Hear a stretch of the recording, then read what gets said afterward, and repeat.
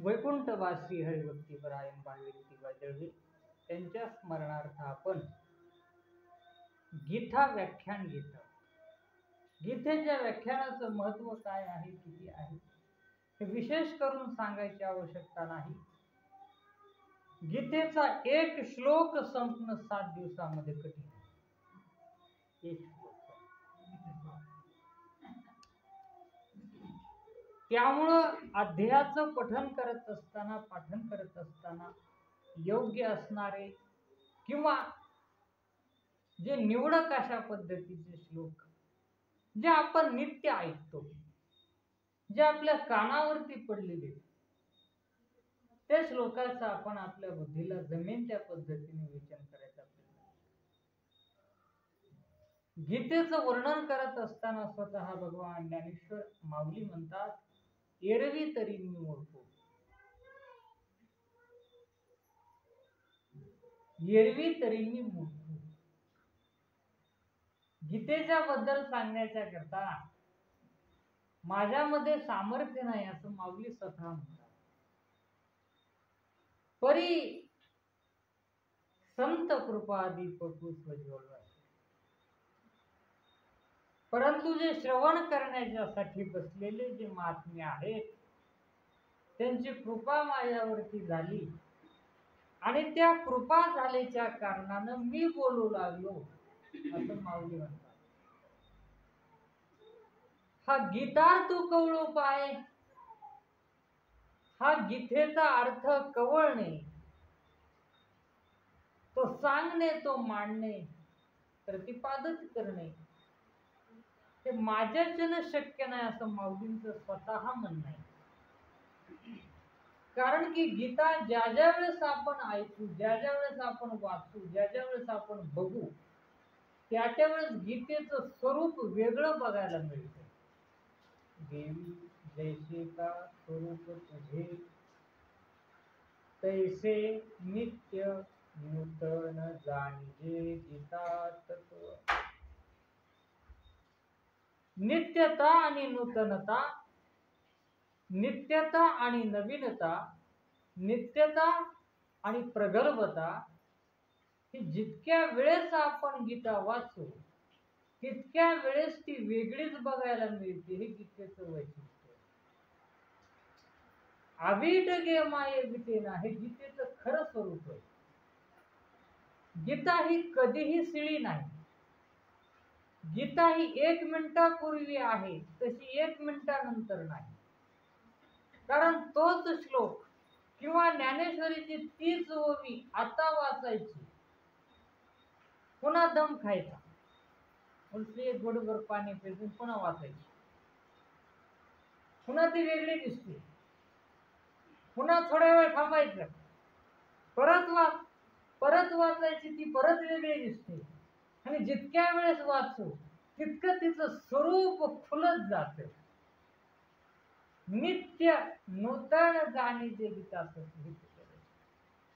काल आपण अर्जुनाच्या विषाद योगाच्या बद्दल बघितले आणि विषादाचा योग सांगत असताना त्याचा संबंध आपण आपल्या जीवनाशी लावण्याचा प्रयत्न केला की फक्त विषाद म्हणजे दुःख, विषाद म्हणजे मोह हा अर्जुनालाच झालेला आहे असं नाही, तर तुम्ही आम्ही सगळे सुद्धा त्याच मोहाच्या आतमध्ये जखडले आहोत। त्या मोहाचं वर्णन करीत असताना माऊलींनी सांगितलं, भ्रमर वेदी पुढे, भ्रमर, भुंगा याचं विशेष जर बघितलं तर मोहाचं असं विशेष उदाहरण दृष्टांत माऊलींनी दिलेलं आहे। त्याचे दात एवढे ताकदवान आहेत, त्याची चोच इतकी धारदार आहे की ती लाकूड असं कोरून बाजूला निघते ती मुंगा।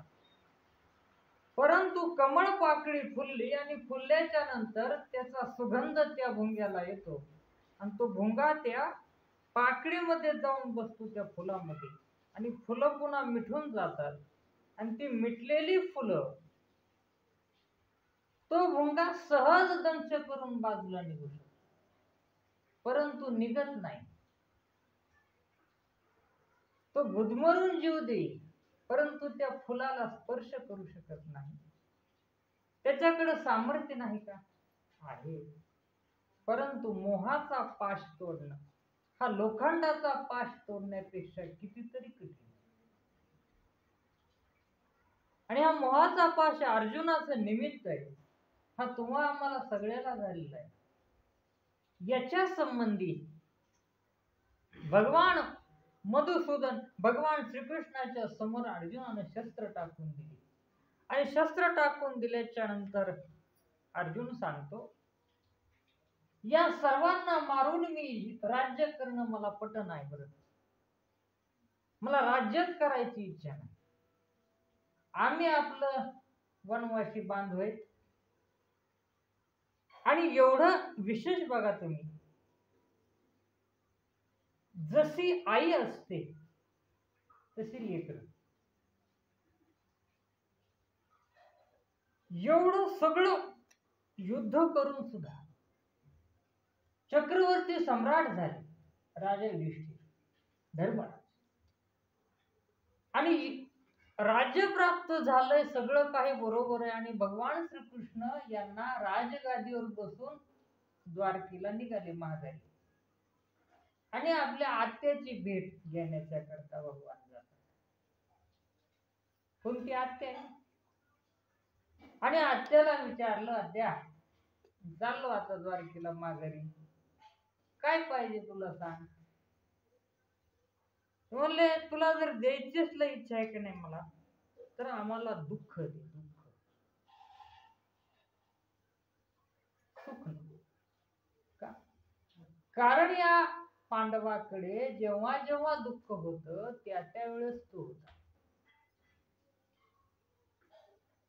ज्या ज्या वेळेस आमच्यावरती संकट आलं, भीमावरती विष प्रयोग झाला लहानपणी, तेव्हा तो वाचवलं.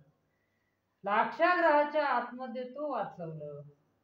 दुर्वासा मुनी आमची परीक्षा पाहायला अरण्याच्या आतमध्ये आले, तो वाचवलं.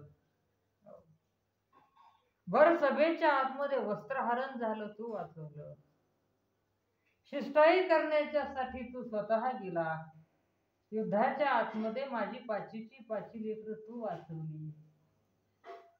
माझ्या मुलाच्या समोर तू ढाल बनून उभा राहिला. आणि आज आम्ही चक्रवर्ती सम्राट झालो, आमच्याकडे भौतिक सुख आल्याबरोबर तू निघून चालला. माझ्या दृष्टीने हे सुख आता आम्हाला नको.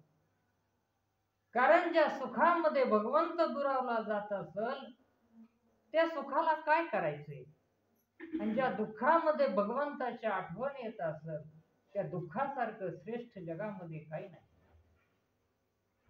दोन पद्धतीच्या आतमध्ये भगवंताचा विसर साधकाला पडू नये. एक म्हणजे सुखामध्ये आणि एक म्हणजे दुःखामध्ये. दुःखात सुद्धा पडू नये आणि सुखात तर पडूच नाही. परंतु तू आज आमच्यापासून निघून चालला, दूर चालला, आम्हाला हे सुख नको. त्याच्या हे आईनं नंतर म्हणलं, त्याच्या अगोदर अर्जुन म्हणतो, यांना मारणं, यांचा वध करणं आणि नंतर आम्ही राज्य करणं. मग राज्यच कुणाच्या करता करायचंय? बंधू बांधव, सगळे सोयरे, पाहुणे रावळे, आप्तेष्ट, वयोवृद्ध मंडळी आमच्या पंक्तीला भोजन करण्याच्यासाठी राहणार नाही. ज्या पंक्तीच्या आतमध्ये आम्ही बसल्याच्या नंतर सुवर्णाचं ताट घेऊ, सुवर्णाचा चौरंग घेऊ, परंतु त्या पंक्तीमध्ये जर भीष्माचार्य नसतील तर त्या पंक्तीला काय करायचं? त्या पंक्तीच्या आतमध्ये द्रोणाचार्य नसतील, आचार्य नसतील, गुरु नसतील, त्या पंक्तीला काय करायचंय? या युद्धाच्या आतमध्ये कोण जगल कोण नाही मला माहित नाही. परंतु ज्या अर्थी तू लगाम हातामध्ये धरला त्या अर्थी कोण जागणार आहे कोण मरणार आहे विचारायची काहीच गरज नाही. जे माझ्या समोर दिसणार आहेत आज ते युद्धाच्या अंती दिसणार नाही हे मला अंतःकरणामध्ये कळाले.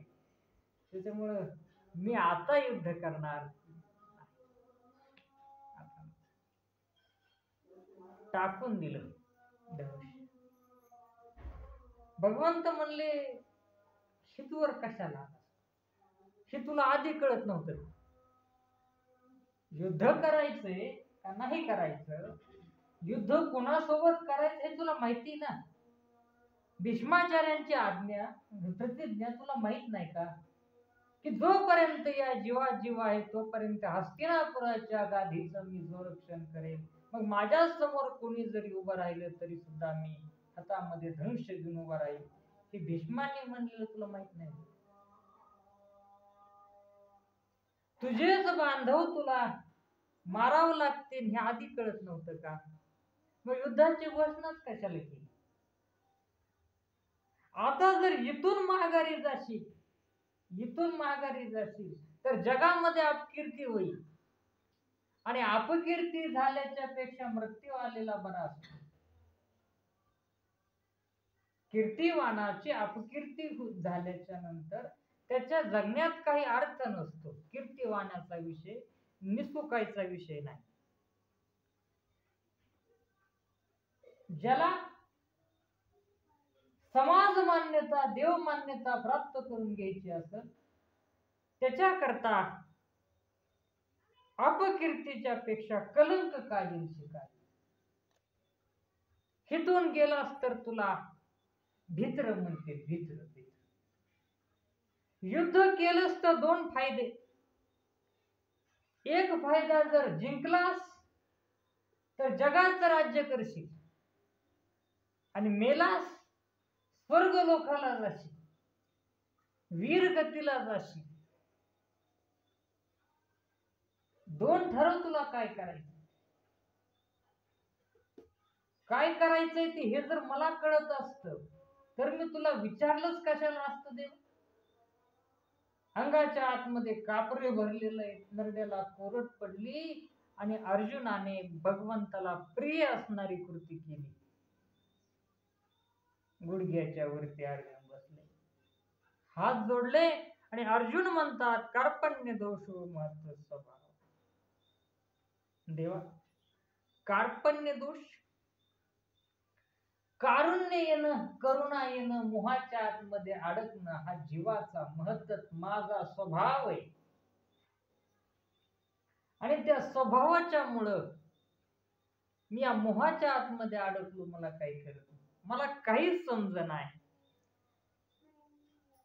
साधिमाम त्वाम प्रपन्नम, मी तुला शरण आलोय. बरं, आता मात्र काय करू ते सांग. तू सांगशील तसं मी करू. कारण की इथं साख्य भाव आहे. भगवान आणि अर्जुनांचं अनादी काळाच्या पासूनच जन्मोजन्मीचं नातं. प्रथमतः भगवान नारायणांनी पूर्व काळाच्या आतमध्ये म्हणजे सत्ययुगामध्ये ब्रह्माजींच्या वक्षस्थलाच्या पासून धर्माची उत्पत्ती झाली, आणि त्या धर्मांना दोन पुत्र झाले, एक नर आणि एक नारायण. आणि या नर आणि नारायणांनी मिळून बद्रिका आश्रमाच्या ठिकाणी तपश्चर्या केली, आणि ती तपश्चर्या केल्याच्या नंतर तेच नर आणि नारायण या द्वापार युगाच्या आतमध्ये नारायण हे भगवान श्रीकृष्ण झाले, आणि नर हे अर्जुन झाले. त्यांचं जन्मोजन्मीचं नातं आहे. हा साख्य भाव आहे, त्याला आत्मनिवेदन म्हणतात.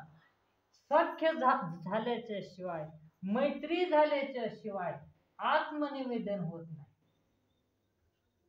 किती सख्यता, किती प्रीती, किती प्रेम सोबत रेच्या सोबत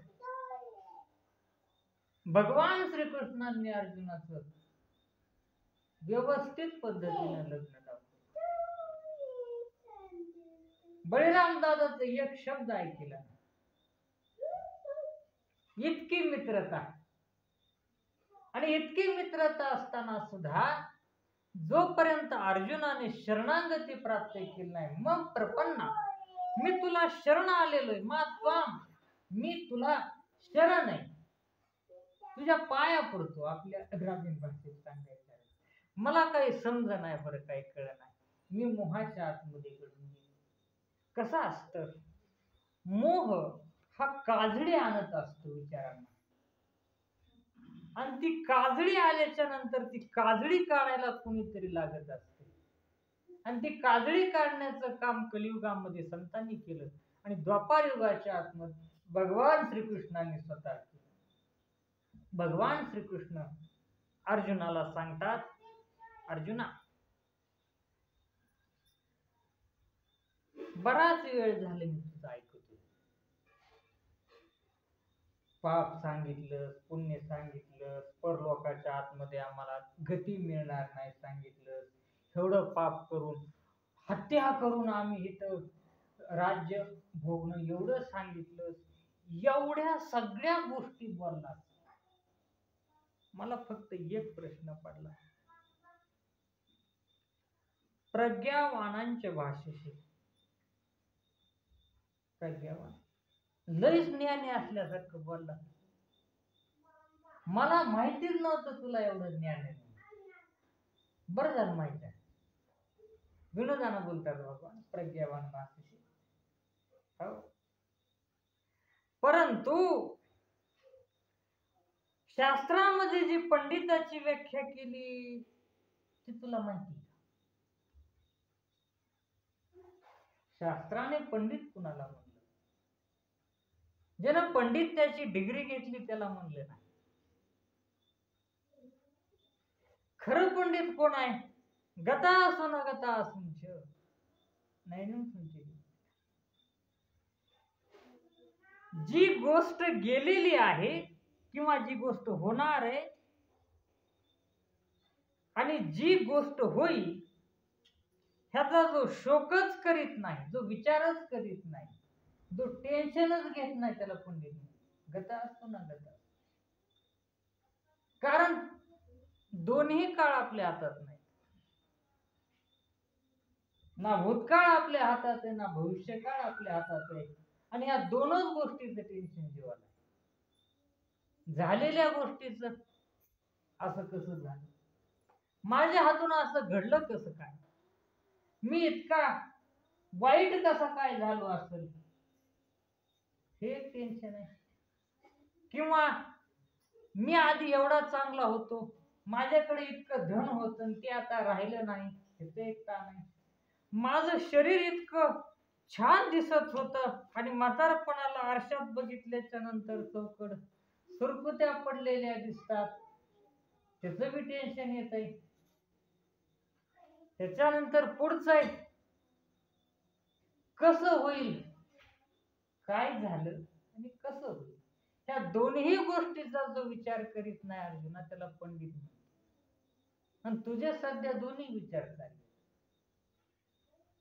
युद्धाच्या नंतर काय होईल आणि युद्धाच्या पूर्वी काय होतं, आम्ही अरण्यात होतो तेव्हा कसं होत, आणि युद्ध झाल्याच्या नंतर काय होईल, आता काय ते बोलणं.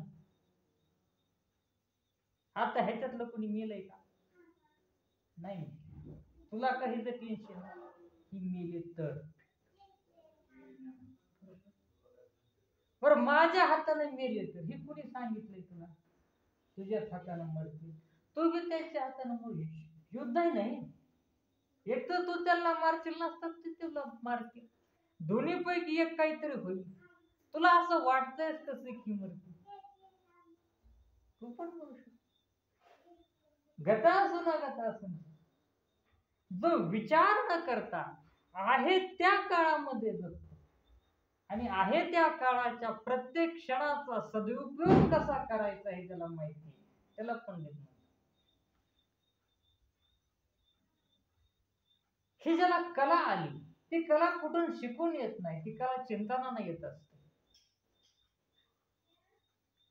भगवंताचे एका वाक्याच्या आतमध्ये अर्जुनाचे पूर्ण प्रश्न लोप झाले. फार विचार करून फार ज्ञान सांगितलं. मृत्यूच्या नंतर आम्हाला नरक प्राप्त होईल एवढं सुद्धा बोलला. पण तुझा मृत्यू होणार आहे का नाही हे सुद्धा अजून निश्चित नाही. अजून युद्धाला प्रारंभच झालेला नाही. त्यामुळे पुढच्या गोष्टीचा विचार करत बसणं हे ज्ञानाचं काही लक्षण नाही. ज्ञानाचं लक्षण आहे त्या गोष्टीचा आनंद. कारण की हा क्षण परत येणार नाही. उद्या आपण बघू न बघू माहिती. 4 वाजताची पुती आपण ऐकली, विषय संपला. ते काही जरी केलं तरी पुन्हा बघायला मिळणार नाही, तो गेला. आणि उद्याचे ऐकायला मिळेल का नाही मिळत सांगता येत नाही. कारण की जीवाचा भरोसा हा क्षणभंगुरात इतका सुद्धा नाही. आणि याच बद्दल माऊलींनी सांगितले, ज्याचे आहे धड नाही त्याचे परत्र कुसशी काही. मेल्याच्या नंतर आम्ही वैकुंठाला जाऊ, स्वर्गाला जाऊ, कैलास धामाला जाऊ, साकेत धामाला जाऊ, गोलोक धामाला जाऊ, हे कुणी म्हणावं? ज्याची आजची तयारी चांगली, आज ज्यानं आज सांभाळला त्याचा उद्या चांगला. त्याच्या ऐकत धड नाही, त्याच्या जीवनात कसलंच साधन नाही, त्याचं भविष्य चांगलं असायचा काही प्रश्न येत नाही. वर्तमान सांभाळावं लागत असत. भूतकाळ हातातून निघून गेलेला आहे, वर्तमान भविष्य आपल्या हातात नाही. हातातला क्षण आहे ज्याला वर्तमान म्हणतात.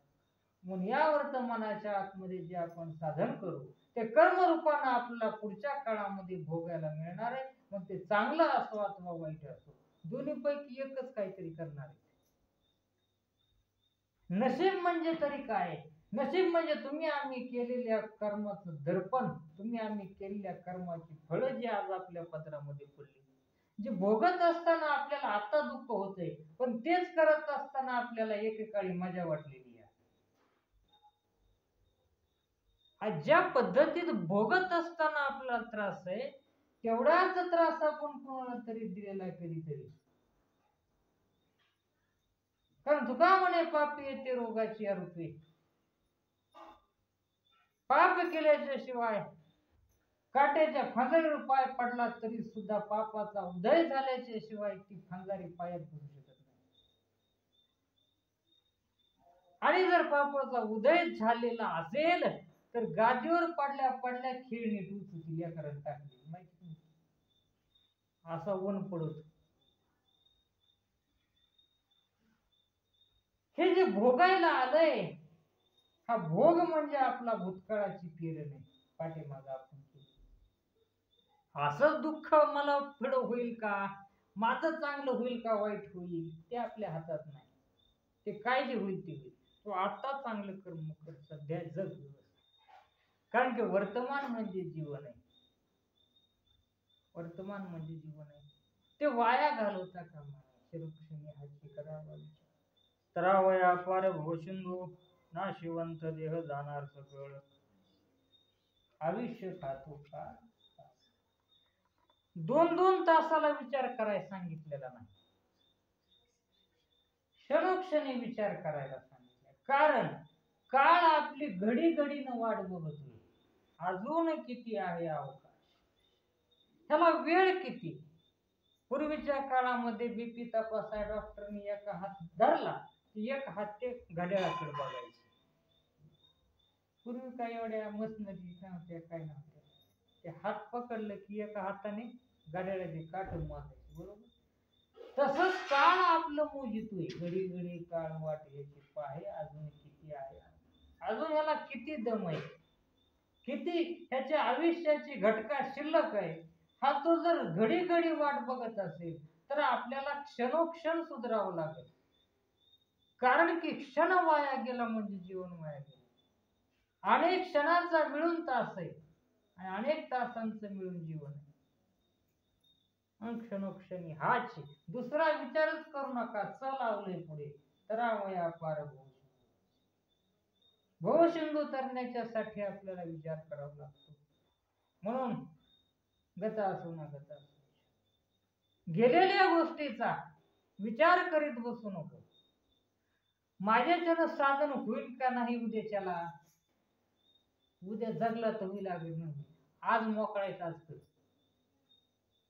आता काही तुला काम नाही ना, आता देखील तो राम म्हणू शकतो आणि त्या नामाचं फळ तुला मिळणारच. कारण की अविनाशी ते नाम आहे, अविनाशी ते कर्म आहे. विनाशी कर्म जरी आपण केलं तरी सुद्धा ते फळ देऊन जात. तर अविनाशी असणारं नाम घेतल्याच्या नंतर ते फळ का मिळणार नाही? अर्जुनाला भगवान विद्वानाची व्याख्या सांगतात. पुन्हा म्हणतात, ज्यांच्या विषयी तू विचार करतो त्यांचा जर आपण विचार केला, ते मरणार नाहीत असं तुला वाटतंय का? समज तू त्यांना मारलं नाही, बरं तू मारणारा कोण आहे? निमित्त मार. तू मारणारही नाहीस कारण तू जीवन देऊ शकला नाही. एक असं चिंतन आहे. बऱ्याचशा गोष्टी सांगून सांगून सांगून ज्यावेळेस अर्जुनाला समजच ना, अशी संतांच्या मुखातून कथा सांगितली जाते की त्या कुरुक्षेत्राच्या वरती एक लंगड किडू लंगडत लंगडत घोडा म्हणा नागतोडा म्हणा, अर्जुना हे विनाश लीला करण्याच्यासाठी मी तुझं निमित्त केलंय. माझ्या जर मनात आलं तरी या जीवाच्या माध्यमातून सुद्धा मी विनाश लीला करू शकतो. होत नाही का? होत नाही का?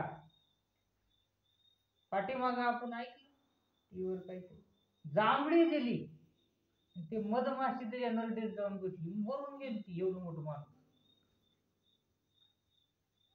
मी विनाश लीला करण्याच्यासाठी तुझं निमित्त केलंय.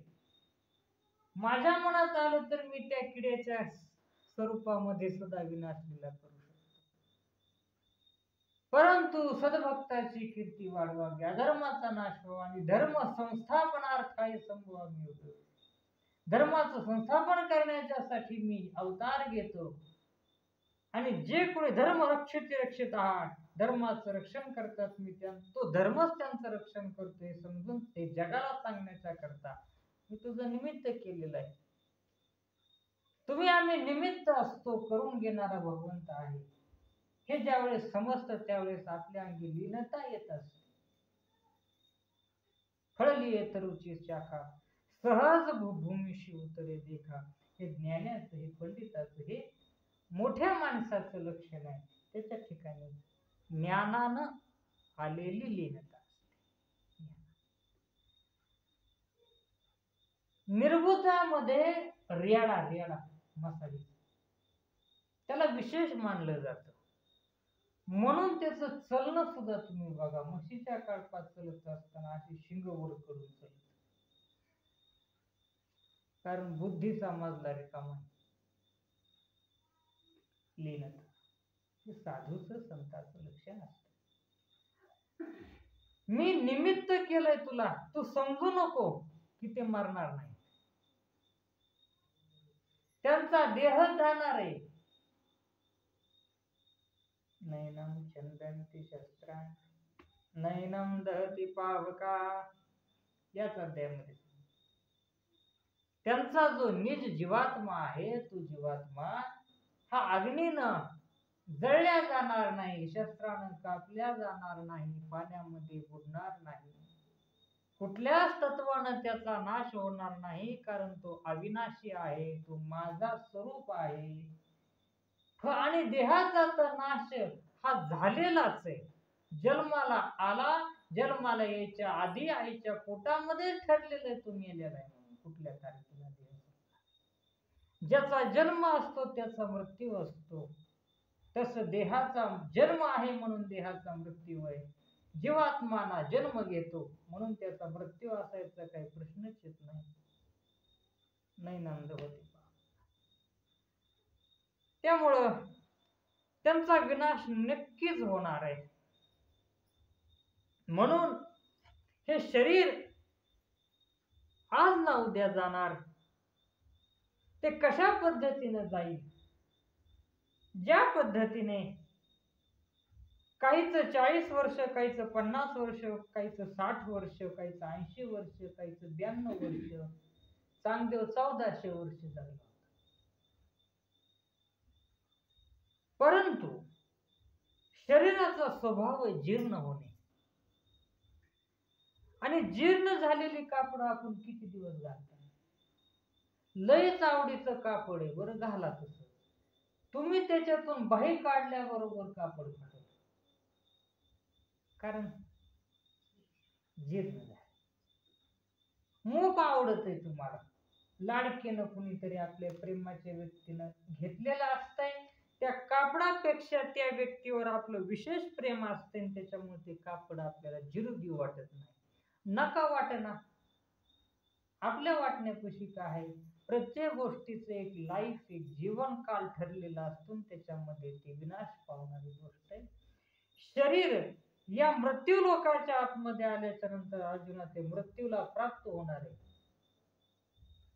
आणि ते मृत्यूला प्राप्त झाल्याच्या नंतर असं समजू नको की त्याला दुसरं शरीर मिळणार नाही. उपजेते नाशे नासे ते पुनरपि दिसे, हे घटिका यंत्र जैसे परिभ्रमेगा. जे उपजलेला आहे त्याचा नाश निश्चित आहे, आणि ज्याचा नाश निश्चित आहे त्याचा पुनर्जन्म निश्चित आहे. ह्यालाच तर भवसागर म्हणते. आणि या भवसागराला पार करून जाण्याची क्रिया म्हणजेच मुक्ती. आणि ती मुक्ती ही भगवंताला अनन्य शरण गेल्याशिवाय आपण आनंद नाही शरण. तुम्ही माताची पिता, तुम्ही बंधू सगळा, तुम्ही नुसतं तोंडाने माहीत जातो. त्वमेव म्हणजे तू एव, तूच फक्त, तू सोडून दुसरं. ह्याच्यात दोन भाव आहेत. तुमेव माता, तूच माझी माता, असं तरी साधन करा. नसता जी माता ती म्हणजेच तू, असं तरी साधन करा, म्हणजे जुळल.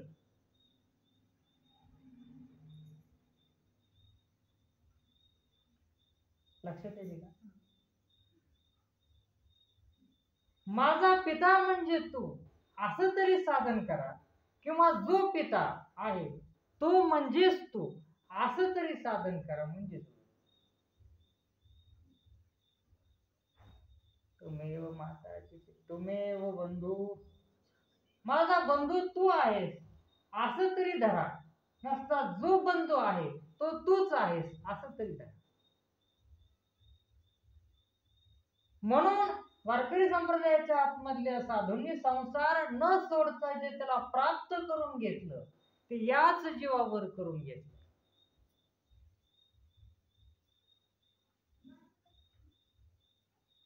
माझं सर्व काम तू आहेस, किंवा माझ्या सर्व कामामध्ये तूच आहेस. दोन्ही पैकी एक काही बी करावं लागतंय, परंतु भगवंताशी जुटावं लागतं.